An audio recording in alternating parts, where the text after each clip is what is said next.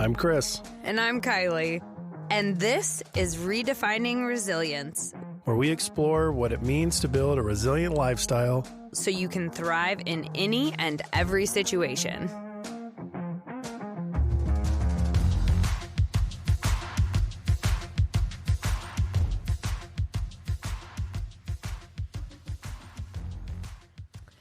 All right, today's conversation is all about abundance versus scarcity mindset. I like it. This is a big conversation because it literally affects our entire outlook on life. Well, it definitely shapes it. Absolutely. So I think we should start with scarcity first. Yeah? Yeah. Because this is where a lot of people start, and the goal is to move towards abundance. So we'll save abundance as our grand finale here in this conversation. So like a frame of reference, since we're always at scarcity, people understand it better? Yeah, I think so.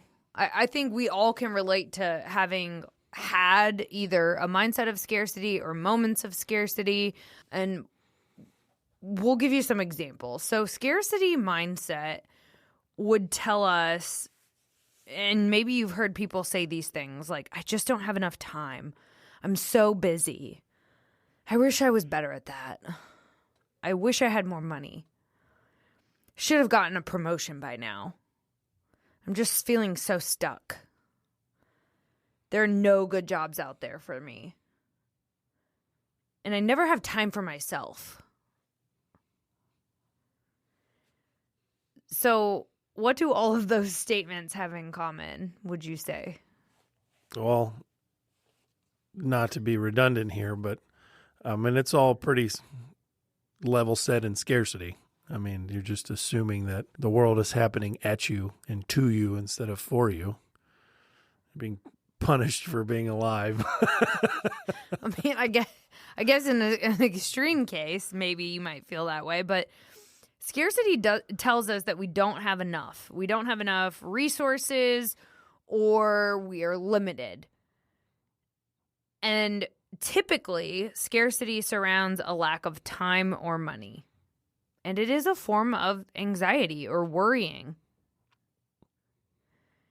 It can be associated with feelings of overwhelm, depression, or helplessness. And jealousy is also a scarcity mindset that tells us that because someone else is successful, that means that there's less opportunity out there for me. And we look at everybody as competition. I know that's a hard one. And in pretty much every world that I've worked in, I've had quite a few jobs, and there's always, well, if they're getting it, then I don't have it. So the anger of somebody else's success is real. Well, and I'll give a real life example. We were looking at some commercial space for an office. We want to open up an office. We want physical space. And we looked at this space that was across from a CrossFit gym. And one of the components of our office space is going to be having a personal training gym so that we can help clients build strength and mobility. And so our real estate broker was like, hey, do you think it's going to be an issue that there's a gym across the street here? I was like, what? I hadn't even thought that would be an issue. If anything, in my mind, I was like, we do something totally different, and we might even be able to refer people to each other. Yeah, you got like-minded people in the same area. That's awesome. Yeah. Maybe their people could benefit from what we do, and vice versa. Maybe our people could benefit from what they do. Yeah. Like, you don't look at people doing similar things to you as competition, because at the end of the day, there's only one you. There's only one person that runs that gym. There's only, there are individual coaches that make that gym a unique place to work out. And that goes for every single gym out there. Well, every single business, too. I mean, you can't sell every widget to every single person. I know just from the gym world, since I'm in it all the time, it's generally always my example, but like a trainer resonates with a group of people. Not all trainers resonate with all groups. And at the end of the day, you don't want to resonate with all groups. You'd be exhausted. That, and you really wouldn't accomplish your goal. You really couldn't have a vision because you'd be collectively in the vision of everybody, which is just not, I mean, not really going anywhere. It's too many. You're all things to all people doesn't really equal growth.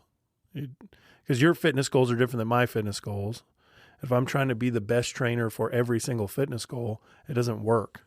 Yeah, everyone has their specialty, and we're all going to attract different types of clients. So, that is the abundance way of looking at things. So a couple other examples of the abundance mindset would be someone saying, oh, I have plenty of time. I choose my priorities.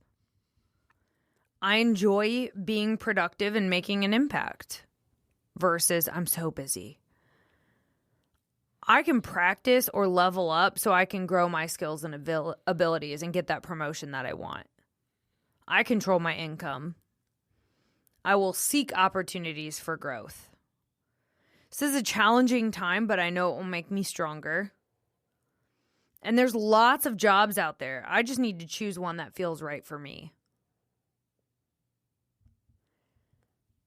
So I think the biggest component to abundance is realizing that there's endless opportunity. Mm-hmm. Just because you didn't get a job at a point in time doesn't mean there are no jobs at any point in time. It just means that one job at that one point in time wasn't meant for you. Or you misstepped and lost the ability to get it. So you now get to learn from your mistakes.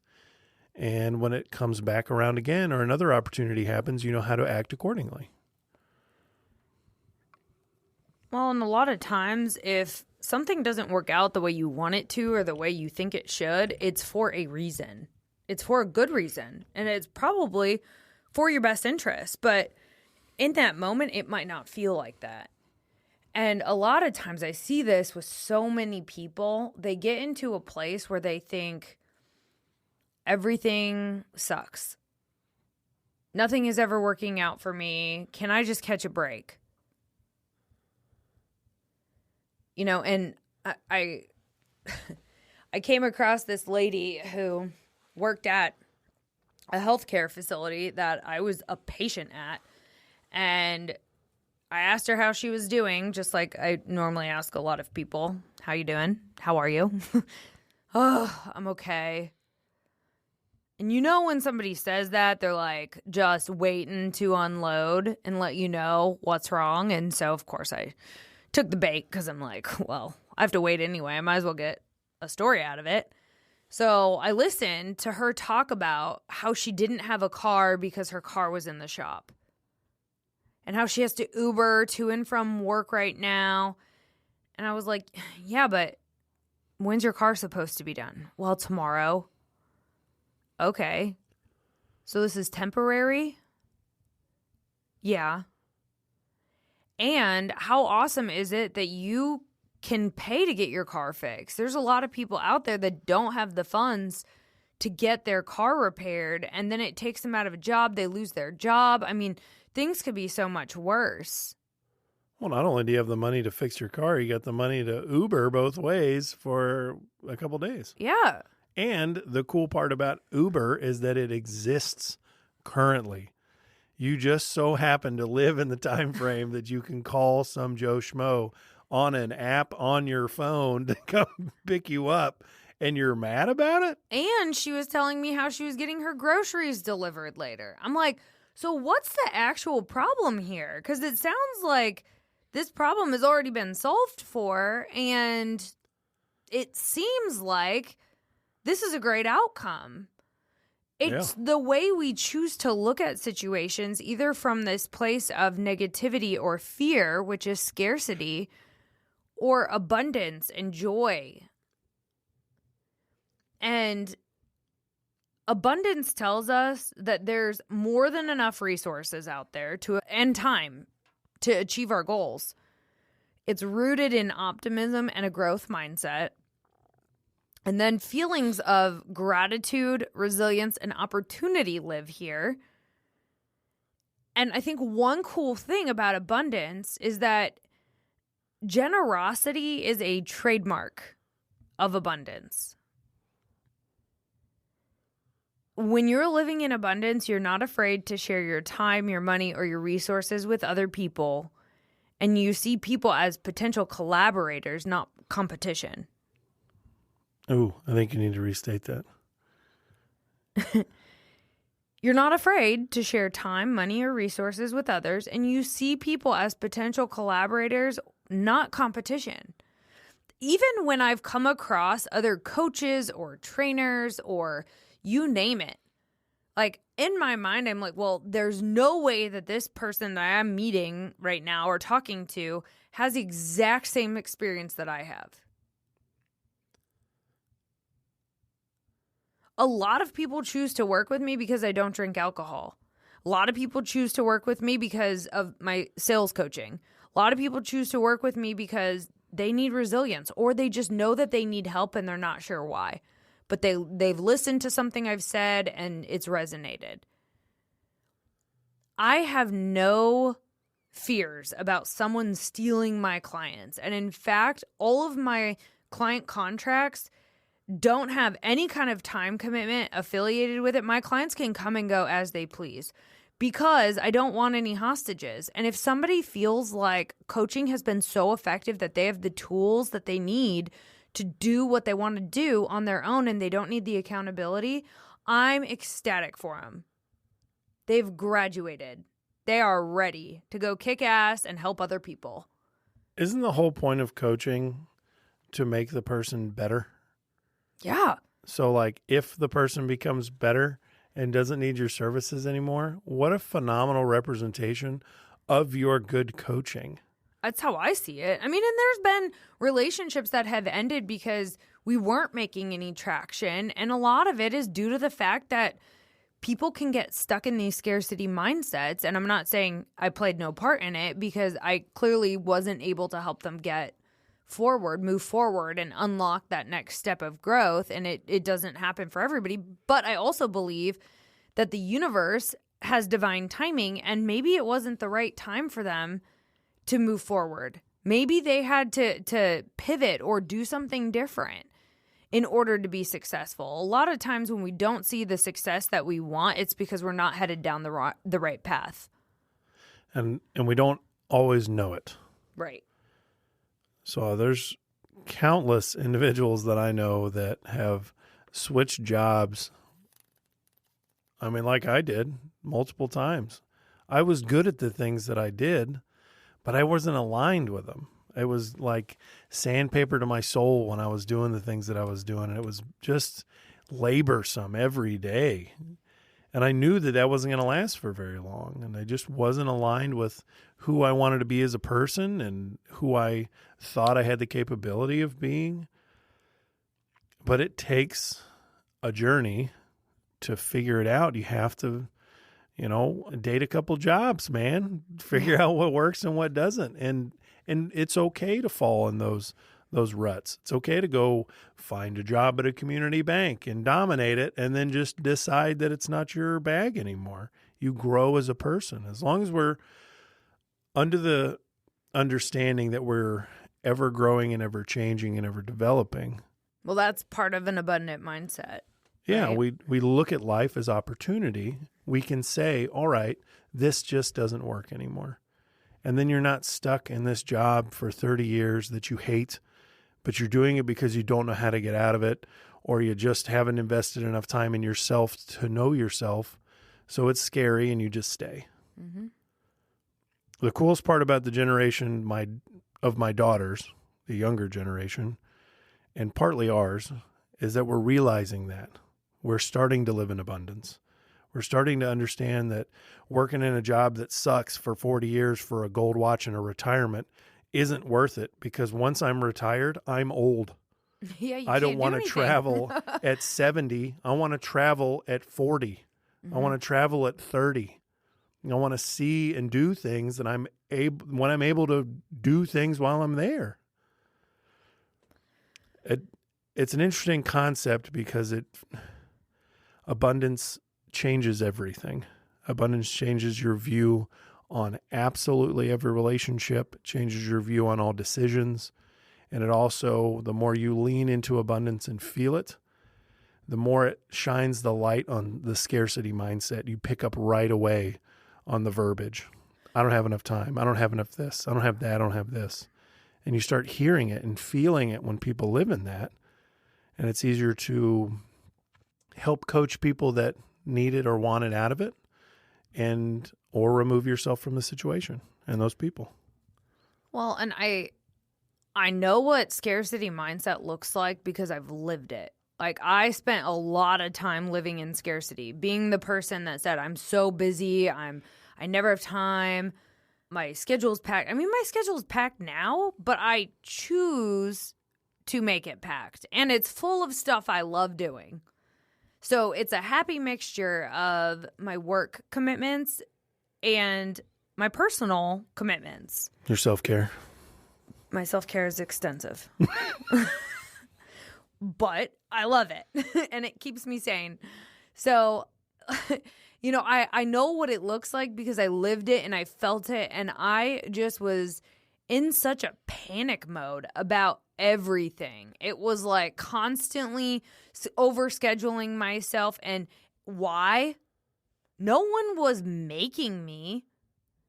I felt like it was my obligation, but at the end of the day, no one said, if you don't schedule back-to-back meetings all day long, you're fired. No one said that, but I just for some reason felt like if I had the hole in my calendar, if I didn't fill it, I wasn't maximizing my effort. Where do you think that comes from? I mean, I have a pretty strong work ethic. I would say I have worked really hard since I was very young, like even just babysitting for as much money as I could get. I really didn't care about having a social life because once I discovered money could buy me clothes, I was like, oh, game over. And so I've always worked a bunch. And I mean, I had 2 jobs in high school at any given time. I had 2 jobs the summer after college. I had 2 jobs during college. I bartended and I lifeguarded at IU. And then when I got a full-time job, it was like, okay, I have to work all the time. And really throughout college, when I was bartending and started managing, I was working 50 hours a week on a normal basis. Plus, I was taking a full credit load schedule in college. So I basically was working 2 full-time jobs. Yeah. I had to pay for one of those jobs, and the other one paid me. So one was better than the other. We won't point fingers. But yeah, I just think I had a strong work ethic, and I just, like, that's what we do. That's what you do. That's not what we have to do, but we choose to.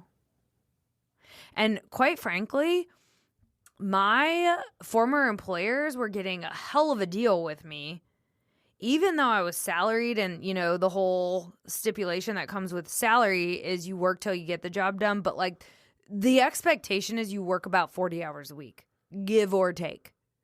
I regularly was working 50 to 60 hours a week, and in my previous role, traveling a boatload.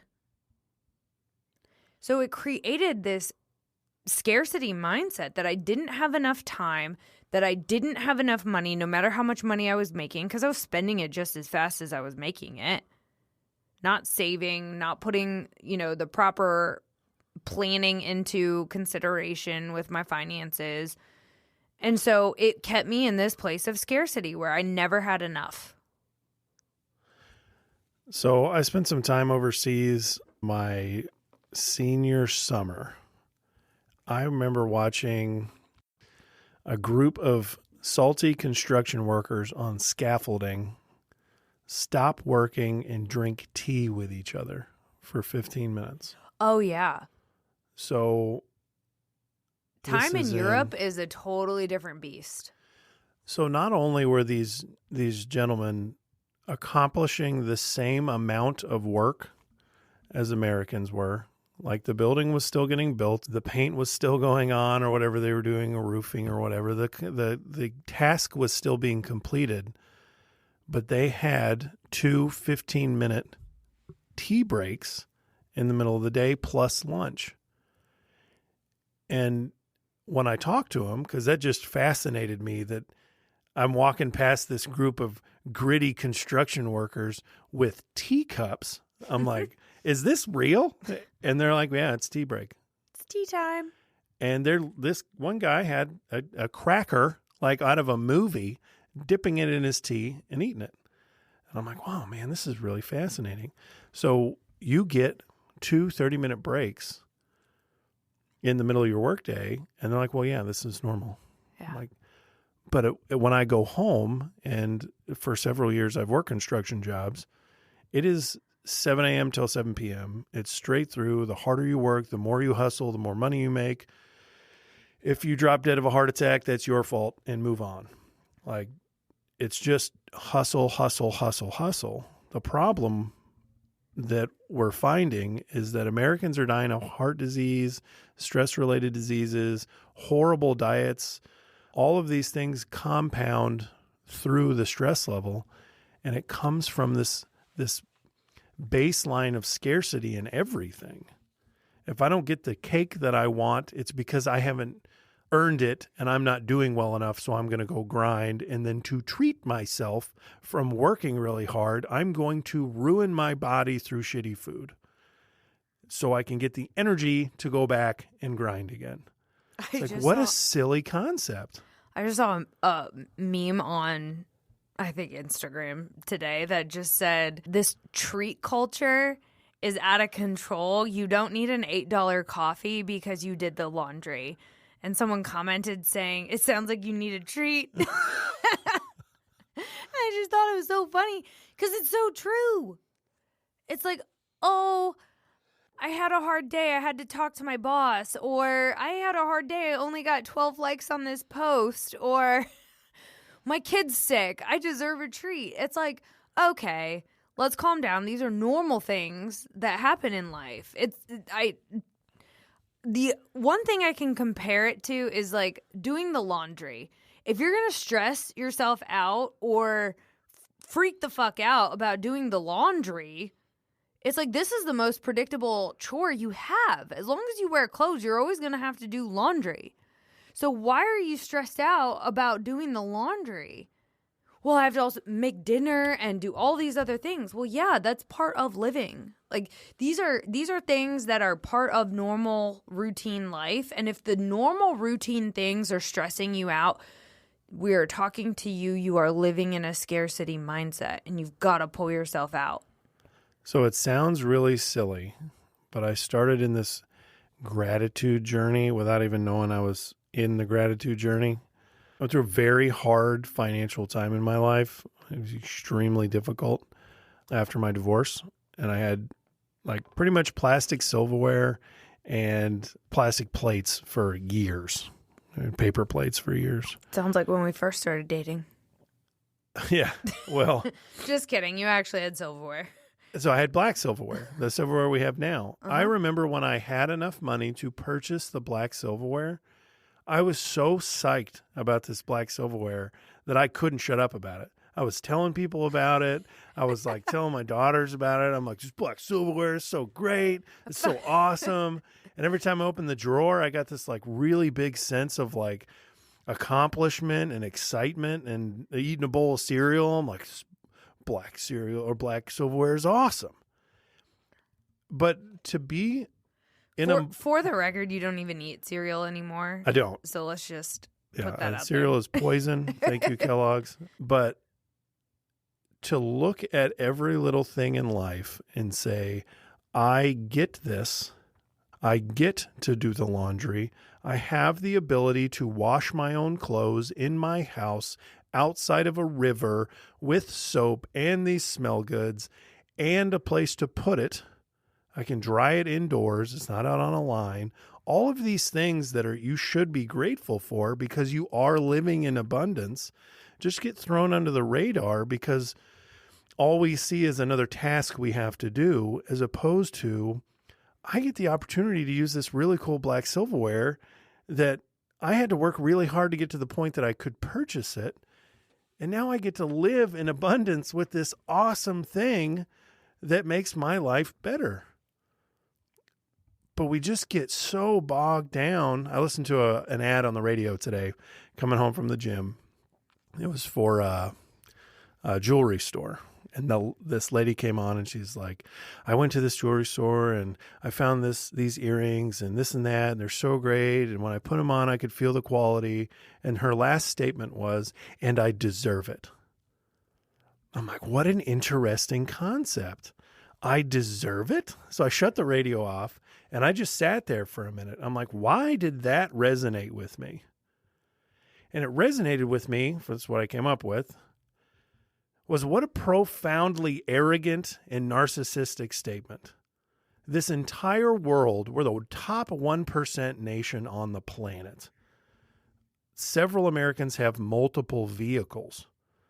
We live in a bomb-ass city, Carmel, Indiana. Shout out to you, is the best. It's true. And we have all of this abundance around us, and we tell ourselves we deserve these things. We get to have these things. We have the opportunity to live in abundance and happiness and joy and get the opportunity to do our laundry, to do the dishes, to purchase these earrings. We get the opportunity and we should be grateful for it. The minute we switch it over to I deserve it, it means I'm entitled to it. Not only am I entitled to it, when I don't get it, I'm pissed and I'm living in scarcity. My whole life sucks now because I'm not getting what I deserve. It's like, what a fascinating thing to start telling people. Just, I deserve these things? We don't deserve anything. Yeah. It was interesting because I found this graphic while I was researching. And I found this graphic that gave characteristics of somebody with a scarcity mindset. And these are a little bit different from the ones that I mentioned at the beginning of this episode. So I'm just going to read through what scarcity mindset, what they say about it. You have a sense of entitlement. So that was what reminded me of this. Take credit for other people's victories. You watch TV every day. You fear change. You fly by the seat of your pants. You talk about people. You hoard information and data. You exude anger. You criticize. You hold a grudge. You blame others for failures. Say you keep a journal, but you really don't. Think you know it all. Operate from a transactional perspective. Secretly hope others fail. Don't know what they want to be in life. And they never set goals. Wow, where did you get that? I honestly don't even remember the site, so I probably should find it again. But it was really good. So here's what abundance says. You compliment others. You have a sense of gratitude. You forgive others. You give other people credit for their victories. You accept responsibility for their failures. You keep a journal. You read every day. You talk about ideas. You want others to succeed. You share information and data. You keep a to-be list. Set goals and develop life plans. You exude joy. You embrace change. You continuously learn. You keep a to-do list or project list.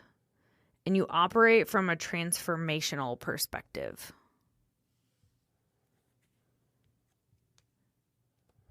Those are heavy. I know. So we're not here to talk doom and gloom and tell everyone that they have a scarcity mindset. You may have a scarcity mindset about some things. Maybe you have a scarcity mindset about money, but not about time. You think you have all the time in the world, but you feel like you're strapped for cash all the time. It's not about thinking you deserve money. It's about thinking you're worth earning money and having a real desire to do something good with it that helps you tap into abundance. And we were interacting with a gal this week. she's an executive at a business, and I said something about sales, and I said, well, if you just approach it with a mindset trying to help people, you're going to do well. She said, well, sometimes helping people doesn't pay the bills. I was like, that is a scarcity mindset. Every time I approach a situation trying to help someone, something good always comes out of it. And it might not come out of it right away. There might be a delayed reaction, but I can't tell you. I have a client that I've worked with for a number of years.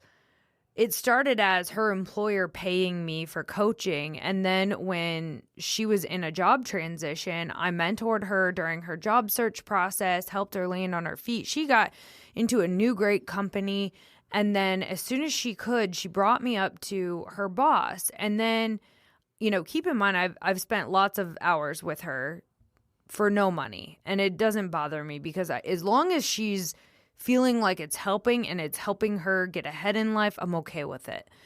And the second where I feel like I'm having to drag her along, that's when I'll say, hey, I don't know that this is worth our time anymore. But that has never been the case. She texted me today and was like, hey, my boss wants to meet with you to see if you can coach our team. Like, that is what abundance is. So I've had the conversation of abundance a couple times. It kind of leads into manifestation. Like, people think it's kind of woo-woo and silly. I think everything, first off, I think everything can be correlated to the gym because the gym is like the greatest representation of life. It's just a pure version of it. It's very tactile. You can touch it and feel it and see the results. Well, it's a very familiar world for you. It is. So just like training, abundance takes time.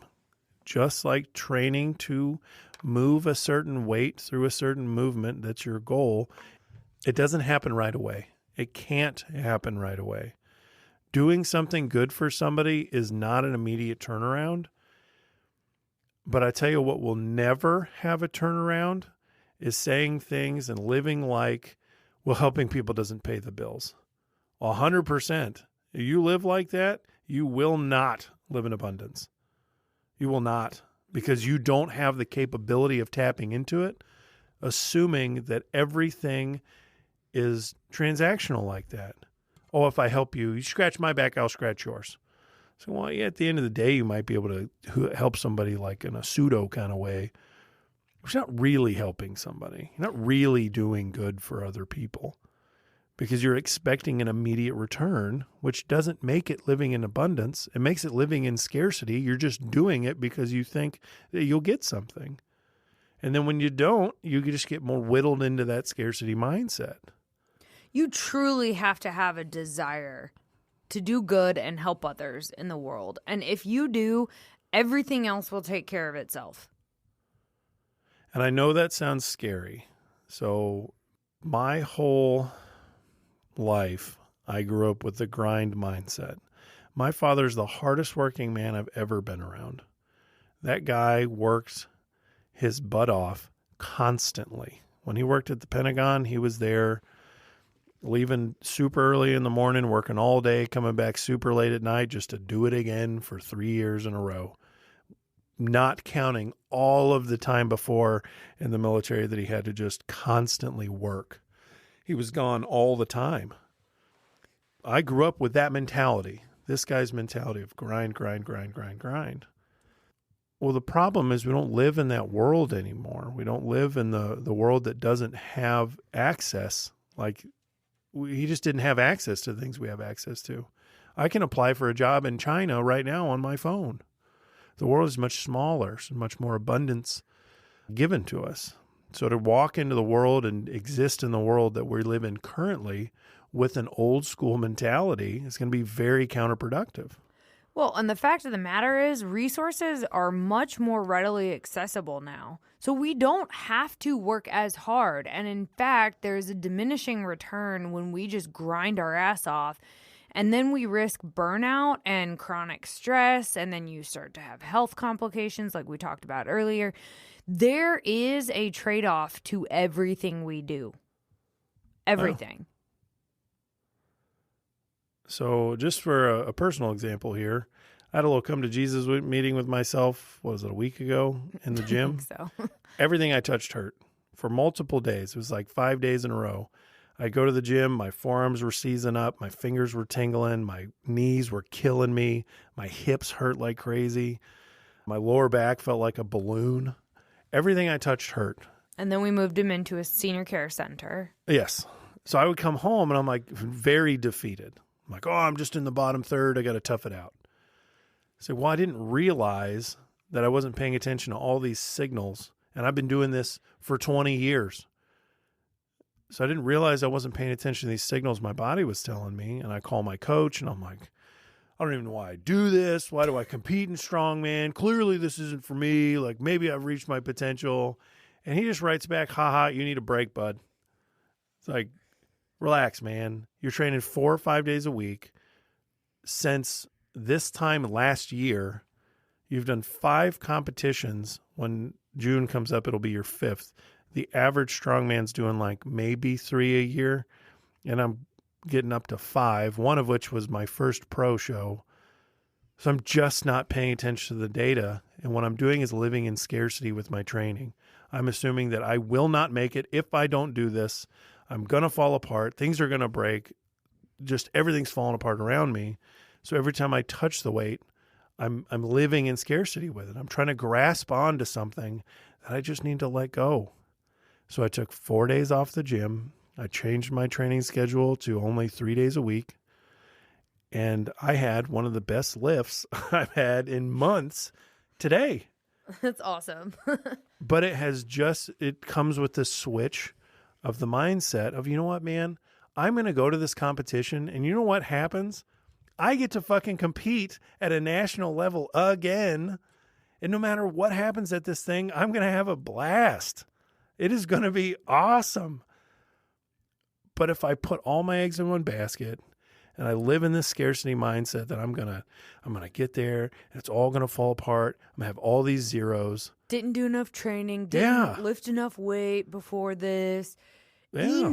Enough is your key indicator that you are living in scarcity. That word is coming from a place of lack. Or if there's an ER on the end of your words, like better. If I had more, that's an RE. I get it. But more money, if I was richer, wealthier, right? That's your indicator that you are thinking in a scarcity mindset. But if you look at training, sales, relationships, through the concept that I need more, this isn't enough, we should be doing this, should be doing that, it's not enough, you're going to ruin everything you touch. Things are going to be constantly falling apart around you. Your body's going to be giving up. You're going to be living in stress. You're literally going to be me a week ago. Yeah. And I literally thought long and hard about not competing. It's like, what a stupid fucking thing to think.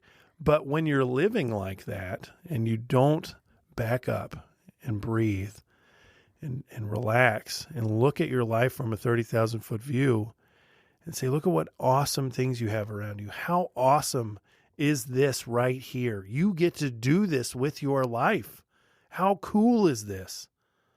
Then it's like, oh, okay, now I can relax because it really isn't that deep.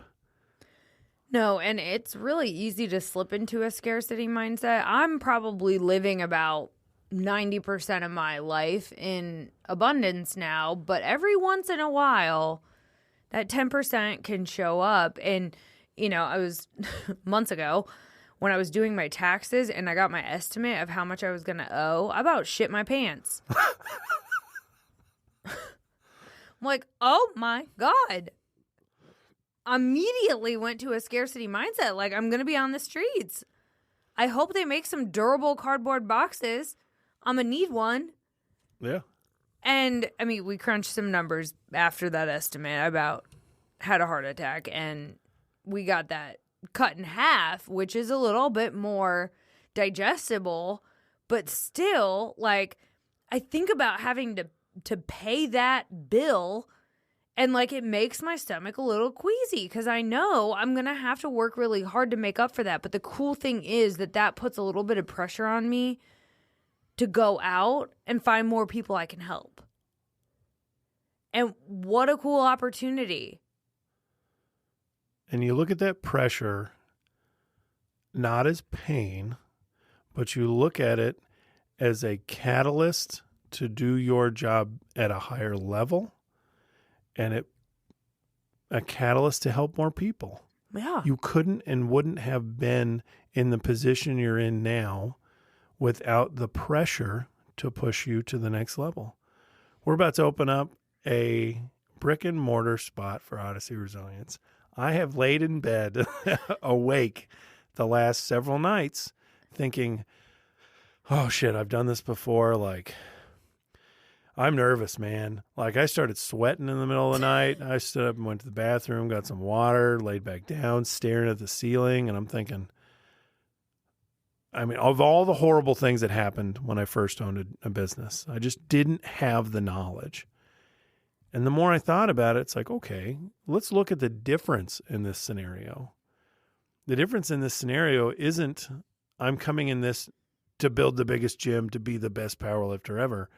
We're doing this, one, as a unified front with a woman that I love, that I'm going to spend the rest of my life with, that I'm extremely passionate about, that is equally as passionate about me, and we're trying to make each other better in the world we live in. That is so comforting that it's like, oh, okay, cool. Yeah. And I go right to sleep. Yeah. If I just remember the abundance that I get to currently live in, and then I get to live through, Yeah. so, oh, this is a no-brainer, man. Yeah. Because now we get to invite people into our abundance, and we're going to change lives. Yeah. This has no opportunity other than taking off. Well, and I go back to, what do we always talk about? Well, we recorded a podcast episode about smarter goals. You asked me when we were looking at that space and crunching the numbers on it, like, does this excite you or make you nervous? And I was like, well, a little bit of both, but I think that's the right feeling because the ER on smarter goals is exciting and risky. And if it's not exciting, which it is, it's super exciting, it's also risky. Anything that comes with a giant reward comes with risk. It is a trade-off. Everything works in perfect balance in the universe. So if there were no risk that I had to take on, there would be no reward. And the cool thing is, right, if I'm in my abundance mindset and I'm coming from a place of a growth mindset, I am completely in control of whether I succeed or fail in this. Yeah. It is on me. Which is comforting.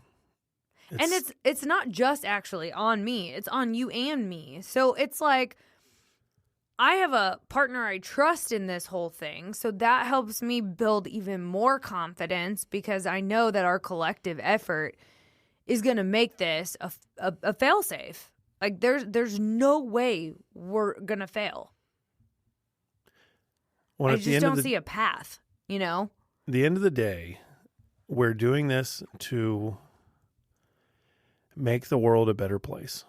It's a collective goal. Help as many people as possible. I remember we were talking about building Odyssey. Like, before we even called it Odyssey, like, well, we didn't even have a name for what we wanted. But what was the concept? I just want to help as many people as I can.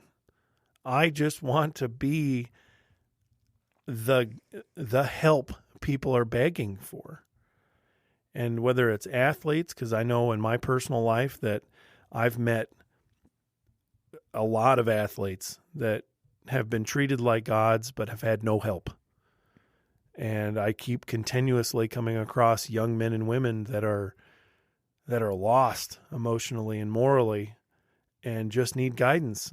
And I want to be that. And opening a business with the concept of helping people gives you such a massive, I don't know, calm feeling to what we're doing that it's like, I'm okay with this risk because this risk equals a reward of abundance in other people's lives, which is more than I could ever ask for. I know when you die, okay, not to get real like heavy here. Oh boy. You're going to be presented with the ghosts of your potential, and they're going to ask you independently why you didn't do the things to bring them to life. They will currently and forever be dead because you didn't bring them to life. They came to you to bring them to life. And because you were too scared to take a little bit of risk, they died with you. I am just so wholeheartedly sold on the fact that we have so much power in each one of ourselves and so much capability that if we just tapped into it, I mean, we literally live in utopia. We have, this is heaven. We're here, man. But we're just bogged down with scarcity. It can be heaven if you look for reasons why this is your heaven on earth. So let's talk a little bit more tactically, because we've been talking pretty conceptually, but let's talk about how you cultivate abundance, because this was the big question that I always had. I worked for a company that always preached abundance, but it felt like there was tactics missing behind it. You know, like I'm sitting here and I'm pretty young in my career and I'm like, okay, well, how do I do that? How? And I couldn't get an answer. So I had to figure it out on my own. And some of the things that helped me along the way, and I know that these things have helped you too, biggest thing is practice gratitude. You have to start appreciating what you have, period. Because a grateful person attracts more abundance. Well, I think about that with, like, say, relationships. If you look at your significant other as just the things they aren't bringing to the table, it's going to be real easy in a very short amount of time to loathe that person. Not just hate them, fucking loathe them. Dislike everything that they bring to the table. It will totally shadow anything they bring good. But if you look at the person that you're next to, that you're married to, that you're dating, and say, look at all the awesome things they bring to the table, and focus on the good things, man, it's going to be really hard to be upset with that person, because you're going to have so much abundance and gratitude for that person and live in an abundance mindset with the relationship. It's like, man, this just keeps getting better. Yeah. Well, of course it keeps getting better. You're focusing on the good. Yeah, exactly. You're looking for it. So to practice gratitude, some things you can do. Journal about things that you're thankful for and mean it. Think about why you're thankful for those things. It's not just like food, water, shelter. Like, let's get more creative with that. Give thanks to people. Tell people thank you. Share kind words to strangers. You have no idea what a compliment or a kind word to a stranger could mean when they're having a bad day. Be the person that spreads light. And think about 3 good things each day that happen to you. That's one thing I get a couple of my guys to do, is just say, hey, I want you to text me every day. And I want you to text me. We're going to start with one good thing that happened today that you're excited about. And it sounds silly, sounds kind of juvenile, but you start really focusing on the one good thing that happened, we're going to bump that dude up to 2, 3, then 4, then 5. Then all of a sudden you're sending me this text message of 5 great things that happened that day. And to get to the text message length of 5 good things, it's a pretty nifty or lengthy text message. And it's pretty nifty to think like, man, I just changed my whole mindset. Yeah. Just sending a text. You are literally programming your brain to look for positive things, to look for things that you're happy about, you're grateful for. So we're trying to reprogram. Next thing we can do is visualize success. Manifestation is not about wishing for things to work out. It's all about believing that the future you want is possible and likely. Only then do we take intentional action to make it happen. A lot of times when I talk to people who are not performing in their job, it's because they don't want to. If you are grinding your way through a job right now that you hate, stop doing it. You have so many options. There's so many jobs out there. Another thing you can do is embrace change and look for the learning. Every change you experience is going to teach you something. It may be the hard way. Change could be a positive thing. Well, not all lessons are for the positive. I learned a lot for several years in a row, and occasionally still now, through failure. Mm-hmm. The negative of the lesson, I mean, that's my entire gym life and will be forever, is just constantly surrounded by failure. I can only grow understanding that I've reached a new edge. Yeah. And on the flip side of that, celebrate achievements. Celebrate other people's achievements. Treat yourself. Get that $8 coffee. You deserve it. Yeah, girl. Get those diamond earrings. No, for real. If you see people that have what you want, so if you're single right now and you're seeing all these happy couples around you, or your friends all are getting engaged and, or having babies and like loving their happy relationship, that means that you're getting closer. It's not the universe or God saying to you, oh, haha, it's not happening for you, but let me rub it in your face. Do you think that the universe or God is really trying to send you that message? Absolutely not. Well, first off, you're not that important. No. You're just not that so important that the almighty creator of everything is going to smite you because of what? And make somebody else. No, other people deserve happiness. That just means that it's another example of how what you want is possible. Yeah. Now you have to believe that it's likely for you. That is on you. You have to fix that mindset. Otherwise, you're right. Whatever you believe, you're right. I don't know how many times I've said this, but whatever you believe, you're right. Don't you want your beliefs to be constructive to the vision you want to create for yourself? What if I believe I can and I believe I can't? I'm right both ways. Exactly. Surround yourself with positive people. It does not help to surround yourself with people living in scarcity. I can only take so much negativity and scarcity in my circle before I have to start distancing myself. I do not live in panic mode.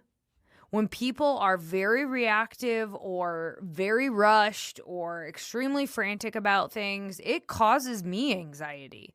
There's no way you can sit and talk to somebody and not feel their anxiety. I know when I get to the point where I feel myself kind of spinning out of control, I just go to bed. I take a nap. I just know I got to get out of there. And there's a lot of people that I feel like, not a lot, thank God. Some people through my life that I've left conversations with. I'm like, I got to take a shower and go to bed, man. I'm worn out. Yeah. That level of anxiety is exhausting. Yeah, take inventory because that's a big one, and it can really have an impact on how you shape your outlook on life if you're surrounded by people who are not living in abundance. Another thing, we've talked about this time and time again, but practice mindfulness. It brings you peace. Peace and abundance are like best buds. So you want to cultivate that mindfulness and slow down, and it helps you appreciate the small things.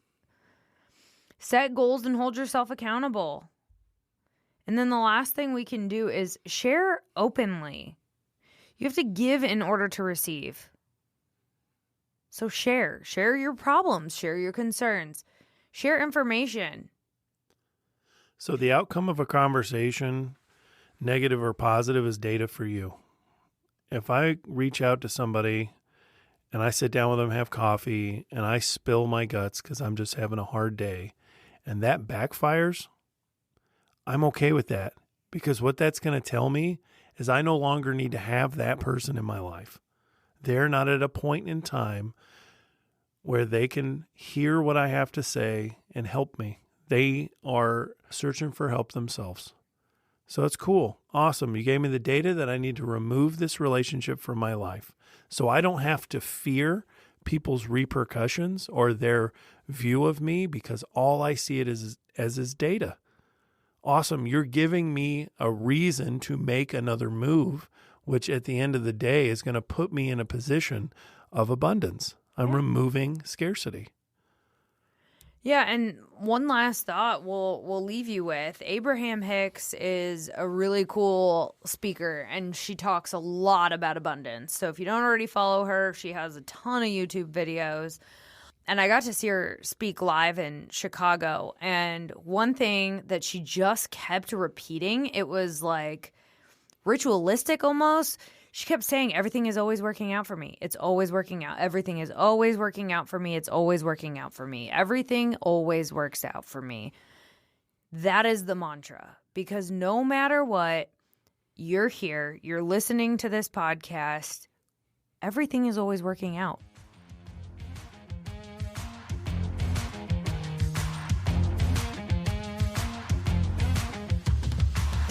Thanks for listening to Redefining Resilience. To learn more about building your mental and physical readiness, check out odysseyresilience.org.